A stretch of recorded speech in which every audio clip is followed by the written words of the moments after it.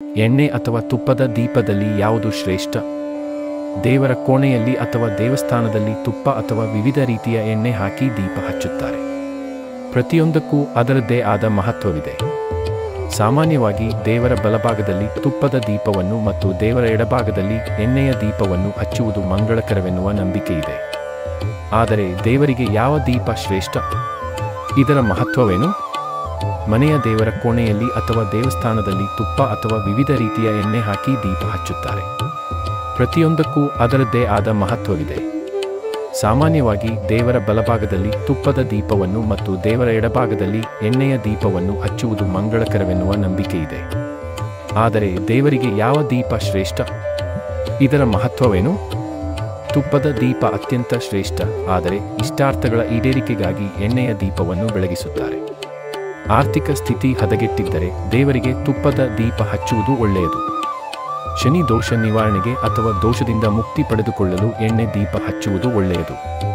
ಮನೆಯಲ್ಲಿರುವ ದೇವರ ಕೋಣೆ ಅಥವಾ ದೇವಸ್ಥಾನದಲ್ಲಿ ತುಪ್ಪದ ದೀಪ ಹಚ್ಚುವುದು ಅತ್ಯಂತ ಶುಭ ಎನ್ನಲಾಗುತ್ತದೆ. ಇದರಿಂದ ಅನೇಕ ರೀತಿಯ ಆರೋಗ್ಯ ಪ್ರಯೋಜನಗಳಿವೆ. ಜೊತೆಗೆ ಮನೆಯ ವಾಸ್ತು ದೋಷಗಳು ಸಹ ನಿವಾರಣೆಯಾಗುತ್ತದೆ. ಶಿವ ಪುರಾಣದ ಪ್ರಕಾರ ಪ್ರತಿದಿನ ತುಪ್ಪದ ದೀಪವನ್ನು ಹಚ್ಚುವುದರಿಂದ ಮನೆಯಲ್ಲಿ ಸುಖ, ಶಾಂತಿ ಮತ್ತು ಸಮೃದ್ಧಿ ನೆಲೆಸುತ್ತದೆ ಎಂದು ಹೇಳಲಾಗಿದೆ.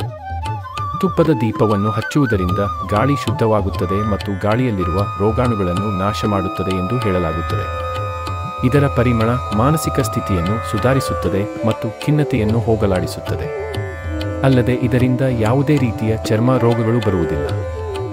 ಯಾವ ದೀಪ ಶ್ರೇಷ್ಠ?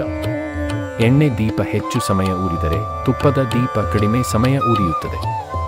ಎಣ್ಣೆ ದೀಪ ಕೇವಲ 1 ಮೀಟರ್ ಅಂತರದಲ್ಲಿರುವ ಸಾತ್ವಿಕತೆ ಗ್ರಹಿಸಬಹುದು, ಆದರೆ ತುಪ್ಪದ ದೀಪ ಸ್ವರ್ಗಲೋಕದವರೆಗಿನ ಸಾತ್ವಿಕ ಲಹರಿ ಗ್ರಹಿಸುವ ಸಾಮರ್ಥ್ಯ ಹೊಂದಿದೆ ಎನ್ನಲಾಗುತ್ತದೆ. ಎಣ್ಣೆ ದೀಪದ ಪ್ರಭಾವ ಕೇವಲ ಅರ್ಧ ಗಂಟೆಗಳ ಕಾಲವಿದ್ದರೆ ತುಪ್ಪದ ದೀಪದ ಪ್ರಭಾವ 4 ಗಂಟೆಗಳ ಕಾಲ ಇರುತ್ತದೆ. ಹಾಗಾಗಿ ಎಣ್ಣೆಗಿಂತ ತುಪ್ಪದ ದೀಪವೇ ಶ್ರೇಷ್ಠ ಎನ್ನಲಾಗುತ್ತದೆ. ಈ ಮಾತುಗಳೊಂದಿಗೆ ಇಂದಿನ ವಿಡಿಯೋವನ್ನು ಮುಗಿಸೋಣ. ನಿಮ್ಮ ಬೆಂಬಲಕ್ಕೆ ಧನ್ಯವಾದಗಳು. ಲೈಕ್ ಮಾಡಿ, ಕಾಮೆಂಟ್ ಮಾಡಿ ಮತ್ತು ಚಾನೆಲ್ಗೆ ಚಂದಾದಾರರಾಗಿ. ಈ ವಿಷಯದ ಬಗ್ಗೆ ನಿಮ್ಮ ಅಭಿಪ್ರಾಯವೇನು? ಕಾಮೆಂಟ್ಗಳಲ್ಲಿ ತಿಳಿಸಿ.